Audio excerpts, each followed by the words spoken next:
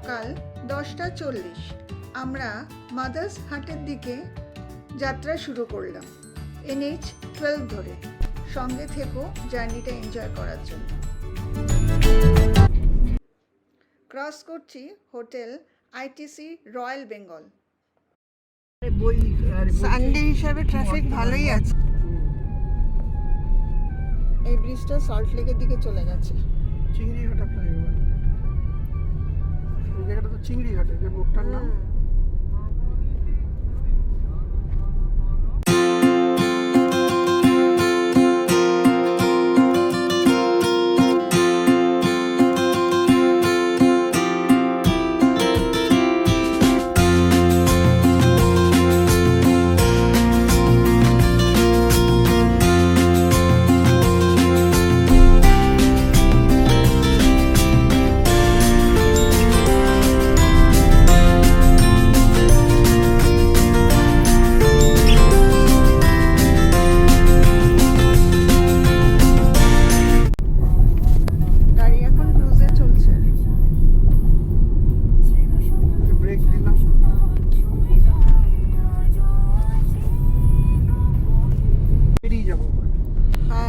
বাদিকের ব্রিজটা সোজা এয়ারপোর্ট টার্মিনালে নিয়ে যাচ্ছে। আমরা নিচে দিয়ে গেট নাম্বার 2 সামনে দিয়ে বেরোবো।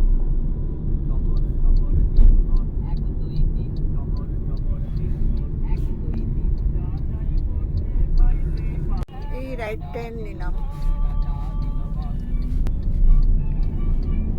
গেট নাম্বার 2 সামনে দিয়ে বেরোবো আমরা।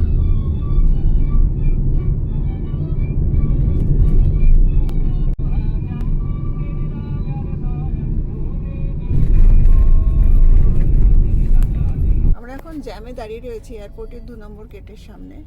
তুমি একটু বলে দাও। যশোর, এবার আমরা যশোর রোড নেব। যশোর রোড নিয়ে সোজা যাব বিরাটির মোড় থেকে বাদিকে যাব কল্যাণী এক্সপ্রেসওয়ে ধরার জন্য। আমরা এখন চলেছি যশোর রোডের উপর দিয়ে। এই বাদিকে চলে গেল বেলঘড়ি এক্সপ্রেসওয়ে, এটাতে আমরা যাচ্ছি না, আমরা নিচে দিয়ে যাচ্ছি। বাদিকে চলে গেলে আগে ভবিষ্যতে এটা দিয়ে কানেকশনটা হবে কল্যাণীর সাথে। আচ্ছা, আমরা ওর নিচ দিয়ে গেলাম। অনেকই রাস্তা আছে, কিন্তু আমাদের ম্যাপ যেভাবে গাইড করছে আমরা সেইভাবেই যাচ্ছি। রাস্তাটা একটু সরু, দুদিকে বাড়ির তলায় দোকান। তবে রোববার বলে একটু ফাঁকা পেলাম।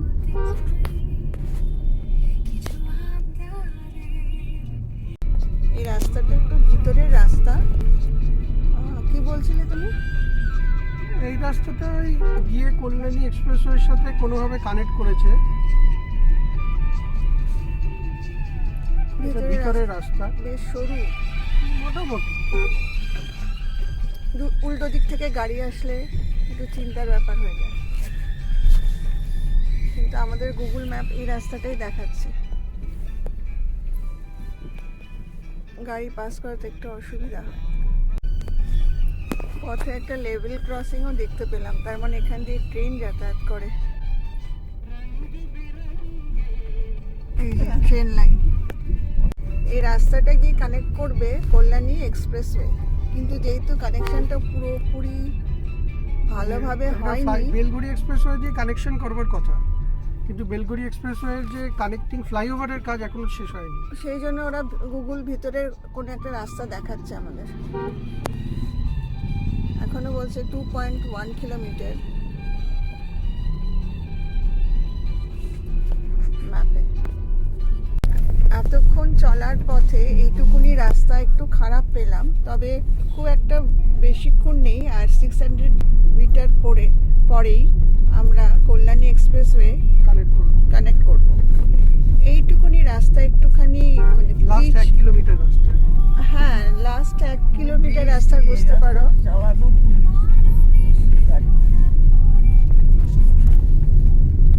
একটু রাস্তাটা এবড়ো খেবড়ো।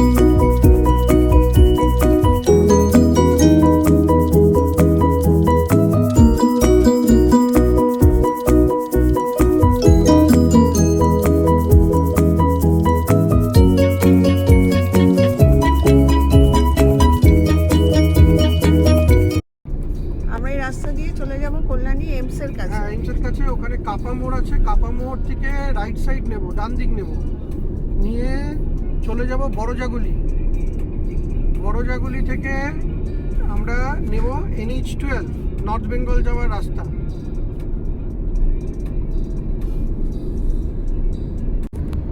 এখনো আবার গাড়ি ক্রুজে চলছে।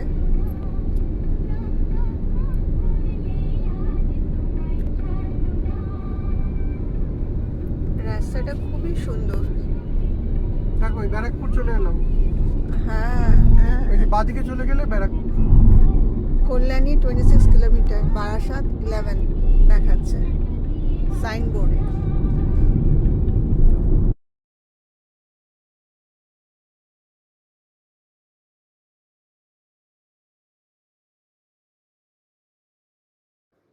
আমরা ফার্স্ট টোল গেট পেলাম, কিন্তু এখনো সেটা অপারেশনাল হয়নি।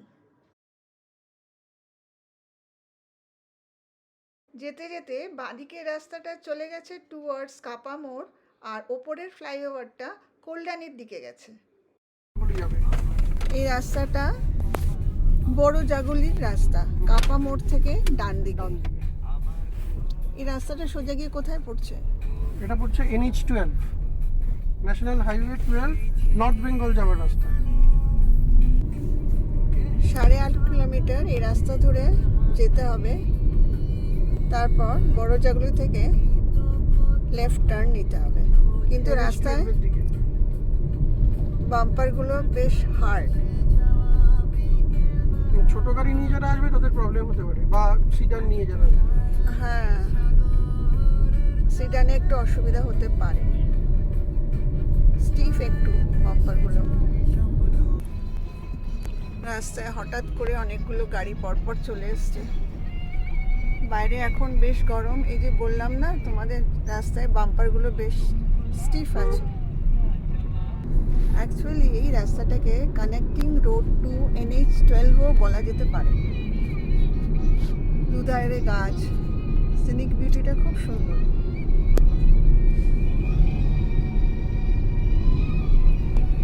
বর্ষাকালে আসলে এর ভিউ আরো বেশ ভালো লাগবে দেখতে।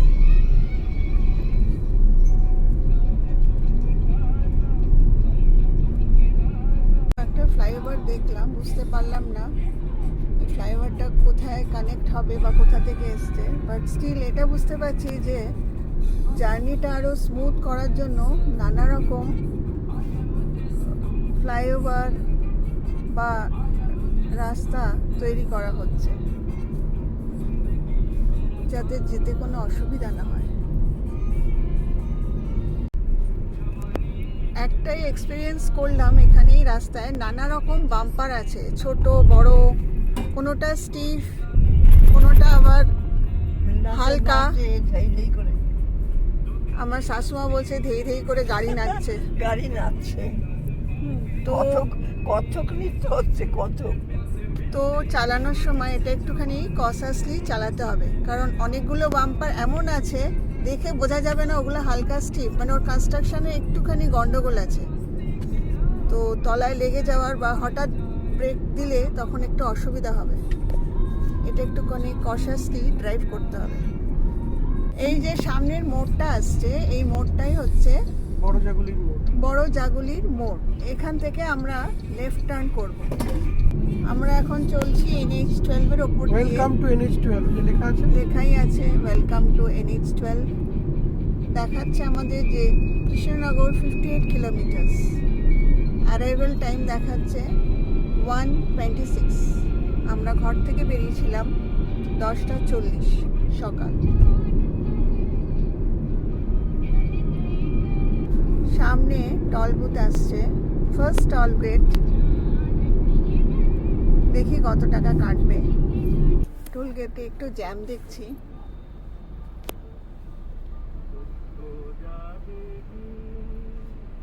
National highways authority of India toll গেটে এখন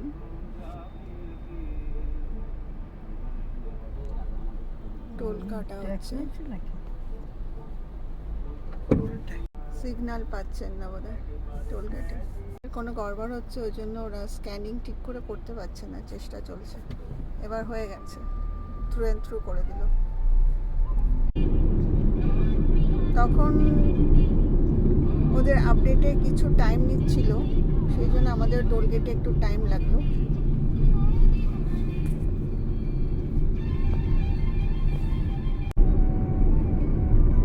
রাস্তা সোজা চলে গেছে নর্থ বেঙ্গলের দিকে। লোকে এই রাস্তা ধরে শিলিগুড়ি, নিউ জলপাইগুড়ি যায়।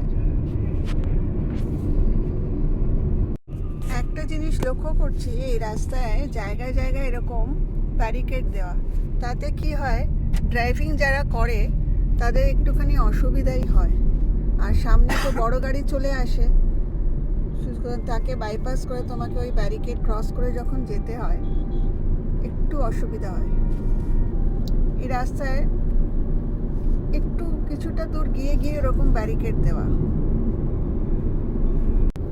আমাদের গুগল দেখাচ্ছে only 34 minutes left to reach. দেখা যাক। সব আমাদের লিটল মাস্টারের খিদেও পেয়ে গেছে।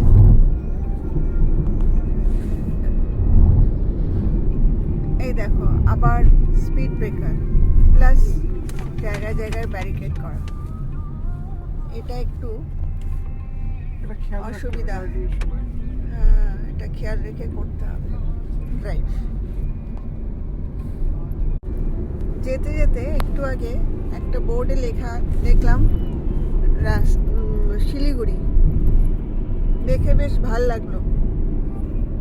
হ্যাঁ, এত সুন্দর রাস্তা বা হতো। আরো কমে 8 ঘন্টায় পৌঁছে যাবে। 8 ঘন্টায় শিলিগুড়ি পৌঁছে যাওয়া যায় যদি রাস্তাটা এত সুন্দর থাকে। এই দেখো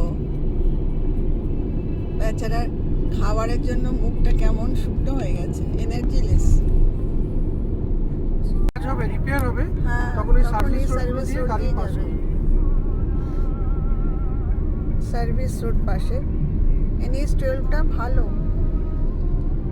এখনো হ্যাঁ, ওয়েল মেনটেন, কিন্তু রাস্তায় মাঝে মাঝে ওই স্পিড ব্রেকারগুলো দিয়ে দিয়ে একটু অসুবিধায় ফেলছে।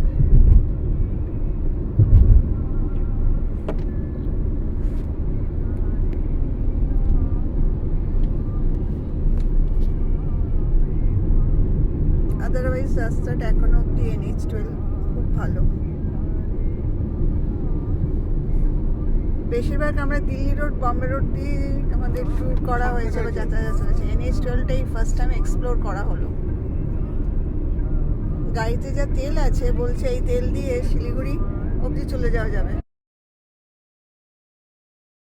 এখনো পৌঁছালামই না, আমাদের এখন খাওয়ার গল্প শুরু হয়ে গেছে।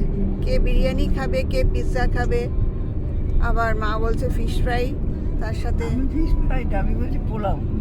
ও হ্যাঁ, তুই পোলাও, হ্যাঁ, কিন্তু তবু- পোলাওয়ের সাথে তো ফিশ ফ্রাই ভালো লাগবে। আসলে ফিশ ফ্রাই ভালো লাগবে, আসলে মাংস কি পাবে আর কি পাবে না তা জানো না। এখন আমাদের জার্নিটা একটু বোরিং হচ্ছে তো, ওই জন্য খাওয়ার গল্প করে ওটাকে একটুখানি এনার্জি বাড়ানো হচ্ছে।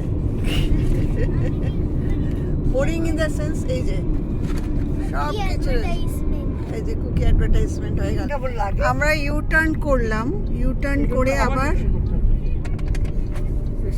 সার্ভিস লেনটা যেতে হবে। বাঁ দিকে সার্ভিস লেনে যেতে হবে।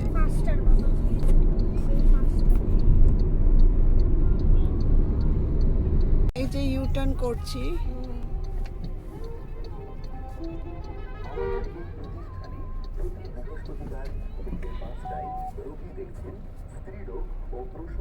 ইউ টার্ন করে আবার যে রাস্তা দিয়ে এসছি ওই রাস্তায় আবার যেতে হবে।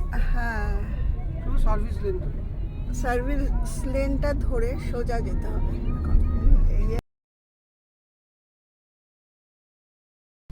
এই যে মাদার্স হাটে ঢুকছি, সেটা পেট্রোল পাম্পের পাশে। একটা পেট্রোল দেখো, পাম্প গাড়ির আছে ভিড় তার দেখো। পাশে। প্রচন্ড ভিড় তো, প্রচুর গাড়ির লাইন দেখছি। ওদের নিজস্ব পার্কিং এরিয়া আছে, এইখানে আমাদের গাইড করলো এখানে গাড়ি পার্ক করতে।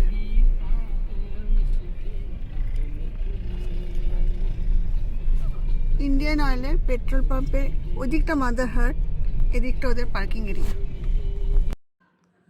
সো অ্যাট লাস্ট আমরা মাদার্স হাটে ঢুকছি। খুব সুন্দর জায়গাটা, সামনে দেখছি একটা স্টলও আছে, সেটা পরে দেখাবো তোমাদের।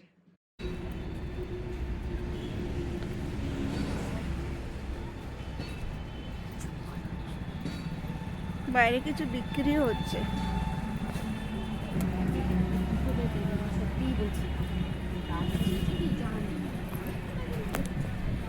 অনেক সুন্দর সুন্দর দোকান আছে। শিল্পনগর কিছু কেনাকাটার জন্য।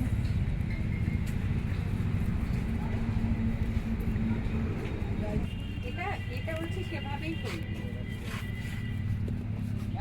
આ જો આ એક ગ્લાસે છે, ઓલો ગ્લાસ છે, આ ગ્લાસ જો, આ ગ્લાસ જેવો લાગે ગ્લાસ. কুপন লাগবে 4 জনের। 3 জনের, হ্যাঁ একটা। এই নাম্বারটা কি 993? হ্যাঁ। আচ্ছা,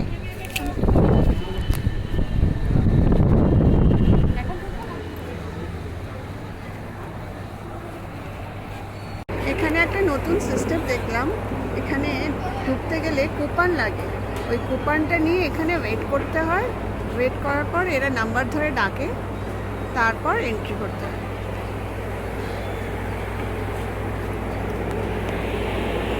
সানডে দেখে এখানটা বেশ ভিড়, আর যেহেতু NH-12 উপর, সুতরাং যাতায়াতের পথে সবাই এখানে এসে খাওয়া দাওয়া করে, হল্ট নেয়।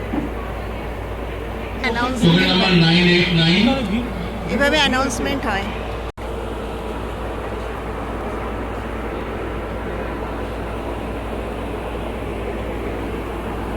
আমাদের টোকেন নাম্বার অ্যানাউন্সমেন্ট হচ্ছে 993।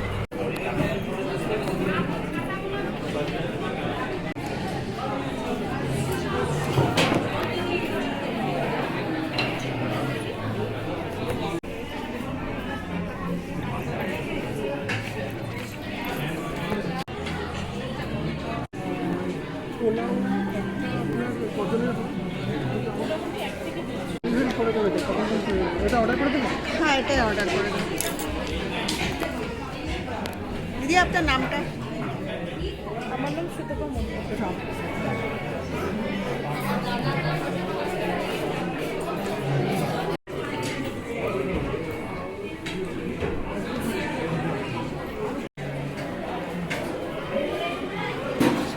ওইভাবে কারো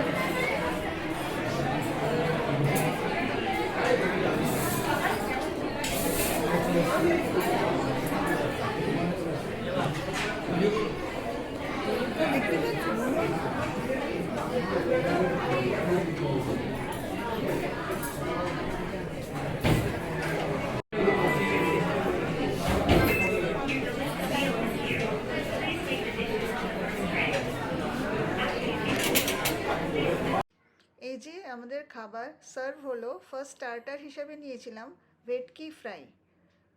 মেন কোর্সে আমরা অর্ডার করেছিলাম বিরিয়ানি, তার সাথে ছিল মিষ্টি পোলাও আর পমফ্রেট সর্ষে বাটা। অসাধারণ ছিল, মানে বিরিয়ানিটা এত ভালো আমি আগে কোথাও খাইনি। মিষ্টি পোলাওটাও খুব সুন্দর।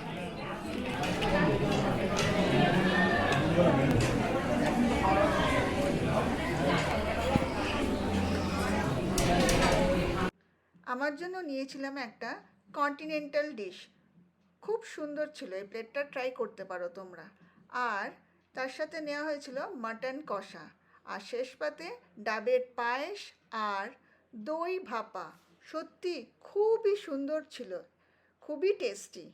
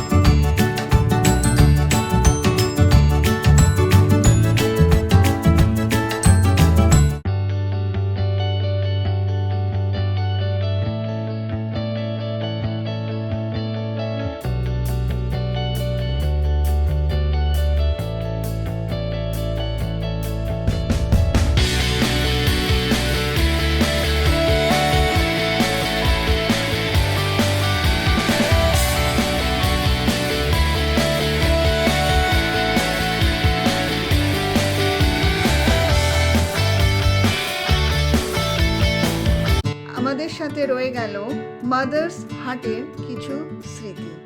তোমাদের কেমন লাগলো পুরো ভিডিওটা অবশ্যই কমেন্ট করে জানিও। সাবস্ক্রাইব করতে ভুলো না কিন্তু।